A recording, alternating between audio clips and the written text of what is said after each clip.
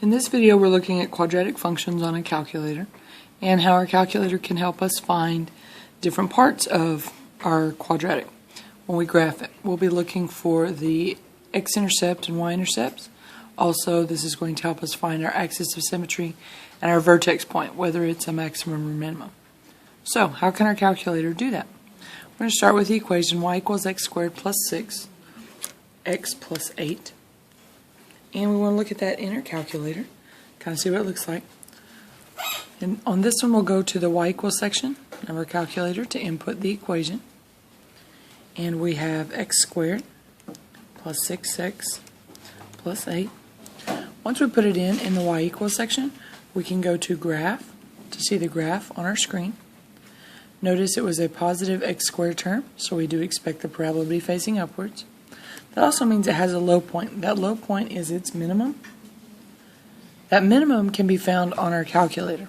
Remember that vertex point, or that minimum point, is on our axis of symmetry, so our calculator should also help us find our axis of symmetry.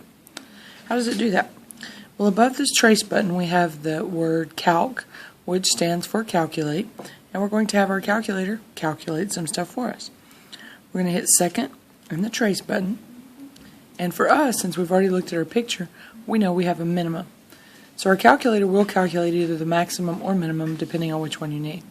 We need to know the minimum, so we're going to hit option 3. The first question that's asked is left bound. That means, where should the calculator start scanning if it needs to be on the left side of the point we're looking for? The point we're looking for is right here. So we're going to move the little cursor, we've named him Blippi, to the left of where that is. So there's about where our vertex point is. We're going to move to the left. And it doesn't have to be a significant amount, it just needs to be enough that you know when it starts scanning that you're not going to miss your vertex point. Once you've gotten to that point, you hit enter. The next question it asks is right bound. So where should the cursor be placed if it's going to be on the right?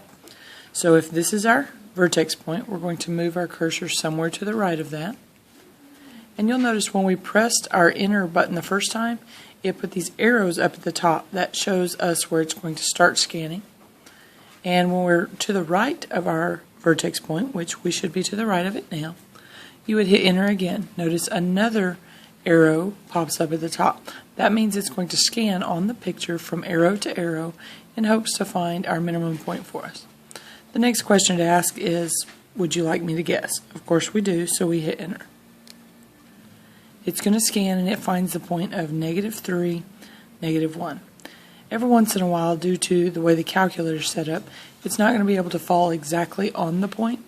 Notice this is at -3.00000001. This does give us the idea that the point is -3, -1. Sometimes it might look like -2.9999999. The same thing, it's probably the point -3. We could always go check on our table. If we go to second and the table, using the graph button, and we look at -3, -1, that is our lowest point. We also should notice the symmetry on both sides of that. Notice the zeros for both the -4 and the -2, and the 3's for the next number and the 8 for the next number. So our vertex point is indeed at -3, -1. So we'll just jot down what we find along the way. Our vertex is at -3, -1. We want to also find where our axis of symmetry is at. Remember, our vertex point is on our axis of symmetry, so it has to have the same x value as our vertex.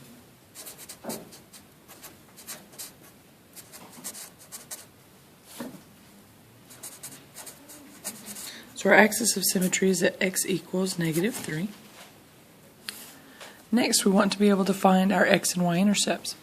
The y-intercept is where it crosses the y-axis. Remember, the y-axis can also be renamed as x equals 0.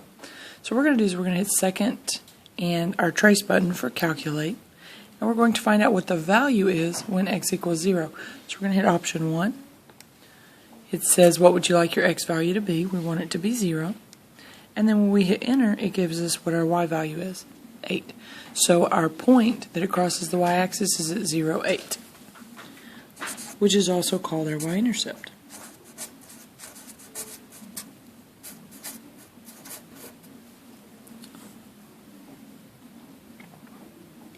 Now there are a couple of different ways to find our x-intercepts. Our x-intercepts, we can go to second calculate the zero. Remember that we have four words that mean exactly the same thing. Solutions equals x-intercepts equals zeros equal roots. On our calculator happens to be listed as the word zero. So what we want to do is go through and show how using that will help us find our x-intercepts. So I'm going to press 2 for 0. It's going to ask me some of the same questions that I was asked earlier. This one asks left bound, so we need to go to the left of where our vertex point is. So we're going to move our little cursor, named Blippi, over. When we're sure we're to the left of it, we're going to press enter. Now, if I get too close, I'm looking for my x-intercept. There's my line. If I get too close, it could miss it because that's where it would start scanning, so it would go to the other side. And you'll notice we have two x-intercepts, so we want to make sure that we get both of them. On this first one, I'm sure that I'm to the left of it, so I'm going to hit enter. And then I need to go back to the right so I can answer the next question where it says right bound. And I'm past it, so I'm going to hit enter. And it's going to scan between those two looking for my x-intercept point. This one is at -4. So it's at -4, 0 if I'm writing the point.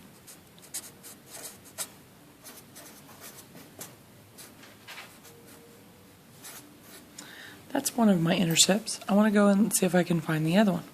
So I'm going to do the same process using second calculate, and we're going to go to the 0. This time, when I start on the left, I want to start closer to the other x-intercept. Still need to be to the left of it. So I'm going to hit enter. And then I'm going to arrow over so that my cursor is to the right of it. Hit enter. Notice I have the little range up here where it's going to scan. And then when I hit enter the third time, it's when it gives me my x-intercept, which is at -2, 0.